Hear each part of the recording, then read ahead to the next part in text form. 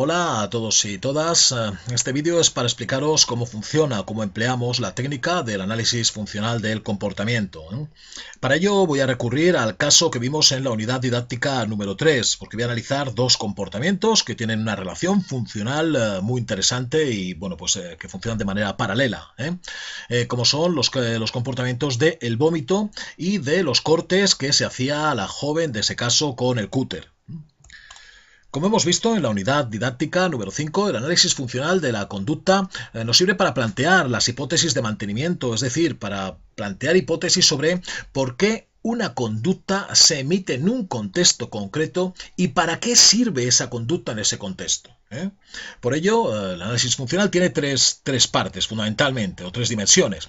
Por un lado estarían los antecedentes, es decir, qué ocurre antes de la conducta, cuáles son las cualidades personales o del ambiente que hacen que se emite una conducta determinada. Y a partir de esta conducta, ¿qué es lo que ocurre como consecuencias posteriormente? ¿Vale? Bien. Como digo, voy a explicar dos comportamientos, el vómito y las autolesiones, para empezar. Bien, el vómito en primer lugar. ¿Por qué aparece el vómito fundamentalmente? Bueno, pues el vómito lo podemos explicar por un refuerzo negativo, por un paradigma de refuerzo negativo. ¿Por qué?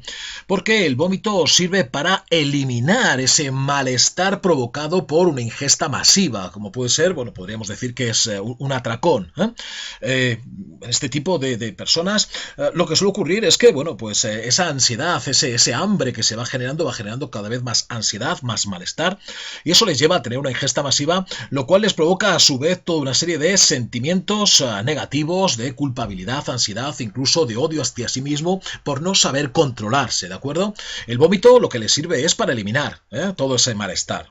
Pero en un segundo momento, lo que ocurre es que ese vómito, la conducta del vómito, es la llave que le permite controlar su comportamiento. Es decir, ya no tiene que tener ansiedad por el hecho de ir a darse un atracón o hacer una ingesta masiva, como prefiramos llamarlo, sino que el vómito se ha convertido en la llave que le permite controlar ese malestar. Por tanto, lo que se suele decir es que en un primer momento se vomita para evitar ese sentimiento de malestar provocado por el atracón. Pero en segundo lugar, lo que se hace es que se da el atracón por el hecho mismo de vomitar, es decir, el vómito es el placer en sí mismo. Ha asumido una valencia de placer en sí mismo, por tanto lo podríamos explicar por un paradigma de refuerzo positivo. El segundo tipo de comportamiento serían las autolesiones.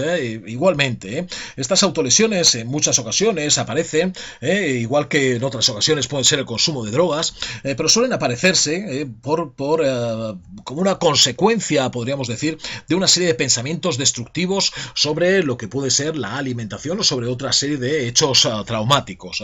Estos pensamientos destructivos generan una ansiedad y un malestar tremendos en la persona, y las autolesiones lo que les lleva es a desviar esa hiperatención hacia esos pensamientos y hacer que se elimine toda esa ansiedad, concentrando su atención en el dolor que generan las autolesiones. Por tanto, podríamos explicar en un primer momento las autolesiones por un paradigma de refuerzo negativo, porque elimina ese malestar. Pero en un segundo momento, esas autolesiones se han convertido en una valencia de placer en sí mismo, es decir, es el comportamiento que me permite controlar ese malestar, esa ansiedad. Por tanto, las autolesiones, en un segundo momento, podríamos explicarlas por un paradigma de refuerzo positivo, por el placer en sí mismo de lesionarse. Esto mismo ocurre con las drogas, si os dais cuenta. El consumo de drogas, en primer lugar, se puede realizar para eliminar ese malestar que tenemos a diario, ¿vale? Pero en un segundo momento, el consumo de drogas se convierte en un placer en sí mismo. Es decir, ya no necesitamos casi de un antecedente, sino que es la conducta en sí misma para obtener placer. Y ahí estaríamos hablando de un paradigma de refuerzo positivo.